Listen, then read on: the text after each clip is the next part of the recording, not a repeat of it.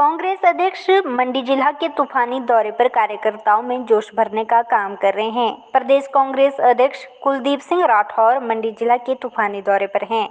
अपने इस दौरे के दौरान वे पार्टी को संगठनात्मक रूप से मजबूत करने का प्रयास कर रहे हैं। वहीं उपचुनाव को लेकर जहां भाजपा सक्रिय हो गई है, वहीं कांग्रेस अध्यक्ष कुलदीप सिंह राठौर के दौरों से भी मंडी जिला में चुनाव को लेकर एक माहौल बनता नजर आ रहा है। कुलदीप सिंह राठौर हर विधानसभा क्षेत्र में जाकर कार्यकर्ताओं की बैठक कर रहे हैं। साथ ही उपचुनावों को लेकर कार्यकर्ताओं को टिप्स भी दे रहे हैं।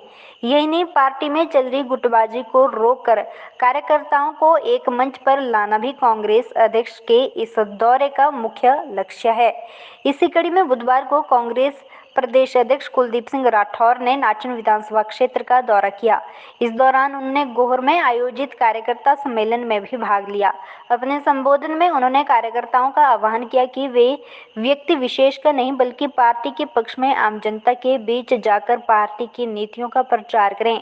उन्होंने कहा कि हाल ही में प्रदेश में होने वाला उपचुनाव सेमीफाइनल है, जिसका फाइनल 2022 में होने वाला विधानसभा चुनाव होगा। उन्होंने कार्यकर्ताओं का आह्वान किया कि वे आपसी मतभेद भुलाकर एकजुट होकर कांग्रेस पार्टी के लिए काम करें। कुलदीप राठौर ने कहा कि आज देश व प्रदेश की भाजपा सरकार पूरी तरह से विफल हुई है। महंगाई ने आम जनता का जीना हराम कर रखा है। कितने बुरे हालात हैं हमारे। आज इतनी ज्यादा महंगाई हो गई है, हमारी यहाँ बहनें बैठी हैं, किचन चलाना मुश्किल हो गया,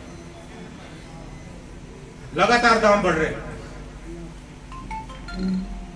कोरोना के समय उम्मीद थी कि सरकार जो है लोगों को राहत देगी, किसी को राहत नहीं दी। अब इनसे मैं पूछना चाहता हूं कि 20 लाख करोड़ तो प्रधानमंत्री ने दिए पूरे देश में, तो उसमें हिमाचल का हिस्सा कितना है और कितने लोगों की मदद? आप में से किसी की मदद हुई कोरोना के समय? किसी की मदद नहीं की। और इतना पैसा इन्होंने इकट्ठा किया, वो पैसा गया कहां, उसका भी ये हिसाब दे। और मैं तो बधाई देना चाहता हूं अपने कांग्रेस पार्टी के साथियों को कि कोरोना के समय में भी आप लोगों ने जाकर जो है लोगों की मदद की। देश व प्रदेश में बेरोजगारों की फौज खड़ी हो गई है।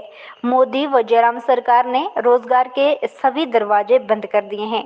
उन्होंने कहा कि जनता भाजपा की दमनकारी नीतियों के कारण त्रस्त है, इसलिए खुलकर केंद्र व प्रदेश सरकार के खिलाफ बोलने लगी है और प्रदेश में कांग्रेस के पक्ष में माहौल है, जिसके लिए हर कार्यकर्ताओं को कड़ी मेहनत करने की और आवश्यकता है। उन्होंने कार्यकर्ताओं का आह्वान किया कि वे घर घर जाकर कांग्रेस पार्टी की नीतियों से आम जनता को अवगत करवाएं और मंडी क्षेत्र के लोकसभा के उपचुनाव में कांग्रेस के पक्ष में मतदान करने की अपील करें। देश की जनता ने नरेंद्र मोदी को प्रधानमंत्री बनाया। नरेंद्र मोदी लच्छेदार भाषण बहुत अच्छा देते हैं। झूठ बोलने की कला में उनको महारत हासिल है। इतनी सफाई से झूठ बोलते हैं कि सच भी शर्मा जाए। लोग उनकी बातों में, उन्होंने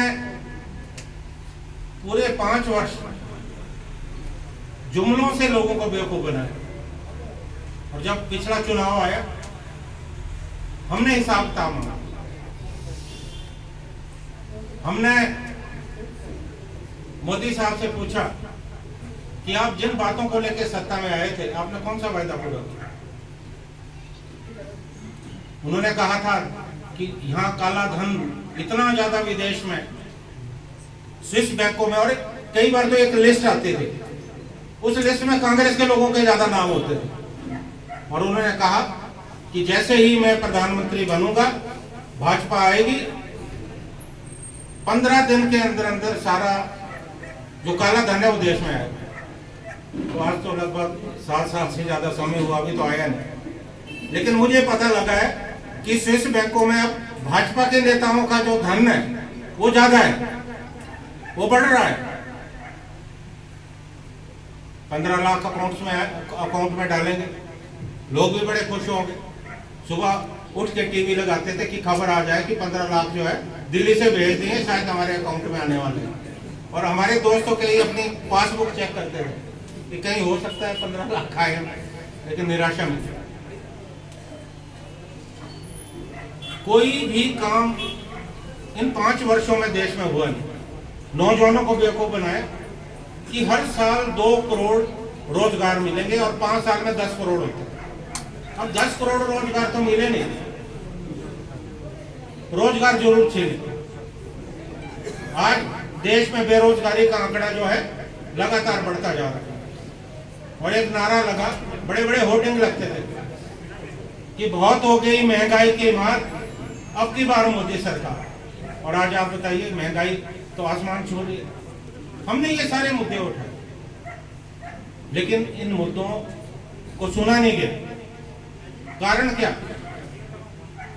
ये बहुत शातिर लोग हैं। बालाकोट में, पुलवामा में जो घटना हुई, उससे पूरे देश की आबोहवा बदल गई। हमारे 40 जवान जो है वहां शहीद हुए। अब देश में भारतीय जनता पार्टी की सरकार है, सरकार के पास खुफिया विभाग होता है। क्या आपको जानकारी नहीं थी इस तरह की घटना होने वाली है? आपकी इंटेलिजेंस फेल हुई। किसी दूसरे मुल्क में यह बात हुई होती तो प्रधानमंत्री को इस्तीफा देना पड़ता, गृह मंत्री को इस्तीफा देना पड़ता, लेकिन इन्होंने पुलवामा की घटना को इस्तेमाल किया। शहीदों के नाम पे इन्होंने वोट मांगा और देश की जनता भावनाओं में बह गई। फिर बालाकोट की एयर स्ट्राइक हुई। अब पता नहीं बालाकोट में जाके बम फेंके या नहीं फेंके, ये तो प्रश्न चिन्ह है, लेकिन इन्होंने उस माहौल को बनाने की पूरी कोशिश की। और आज इनका विरोध अगर कोई करता है तो वो देशद्रोही हो जाता है, उस पर देशद्रोह का मुकदमा हो जाता है। हम अगर इनका विरोध करते हैं, कहते हैं ये तो पाकिस्तान के साथ मिल रहे हैं। अब मैं आपको थोड़ा सा उदाहरण देना चाहता हूं कि पाकिस्तान के साथ ये लोग मिले या कांग्रेस के लोग मिले। जवाहरलाल नेहरू जी कभी पाकिस्तान नहीं गए। आप यहाँ कोई वरिष्ठ हमारे बैठे हैं, कभी सुना आपने कि नेहरू जी पाकिस्तान गए? लाल बहादुर शास्त्री जी कभी पाकिस्तान नहीं। इस अवसर पर पूर्व स्वास्थ्य मंत्री कौल सिंह ठाकुर, पूर्व सीपीएस सोहनलाल ठाकुर व टेकचंद डोगरा तथा कांग्रेस ब्लॉक अध्यक्ष नीलमणि ठाकुर सहित कई वरिष्ठ पार्टी पदाधिकारी ने अपने विचार साझा किए तथा संगठन को मजबूत करने पर मंथन किया। इस अवसर पर लाल सिंह कौशल, ब्रह्मदास चौहान, शिवानी चौहान, नरेश चौहान सहित पार्टी के कई वरिष्ठ कार्यकर्ता मौजूद रहे। ओरिएंटल टाइम्स के लिए नाचन से जवना चौहान की रिपोर्ट।